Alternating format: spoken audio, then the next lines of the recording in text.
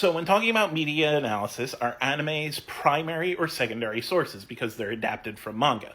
Well, that depends on what you're talking about. If you're talking about the manga, they are secondary sources, and they're not as valid as citing the manga itself. If you're talking about the anime, they're the primary source, and they are the most valid source. You gotta remember, even though a manga and an anime are telling the same story, they are two different pieces of media. So you have to specify what you're talking about when you're talking about it.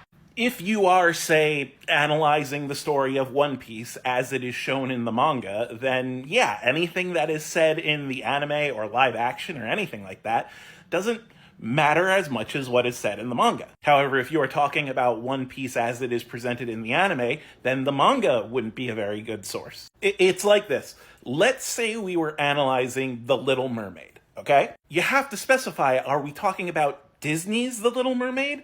Or are we talking about the original fable? Because one is super dark and the other is a Disney movie. And you can't really use stuff from one to talk about the other. I mean, you could be like, oh, I can see how Disney ended up adapting this. You could say, I see where this secondary source comes from, but you couldn't use the Disney movie to be an authority on the original fairy tale. You got what I'm saying? And this makes things a little sticky because often people don't say what they're talking about when they're talking about anime. They act like One Piece or Dragon Ball or Naruto or really anything is just this weird platonic ideal, an amalgamation that like exists somewhere out in the universe but isn't one individual media. But like that doesn't exist. That's not a real thing. The only thing that exists are media as we know it, and you have to specify what it is. If you're talking about the manga, say you're talking about the manga. If you're talking about the anime,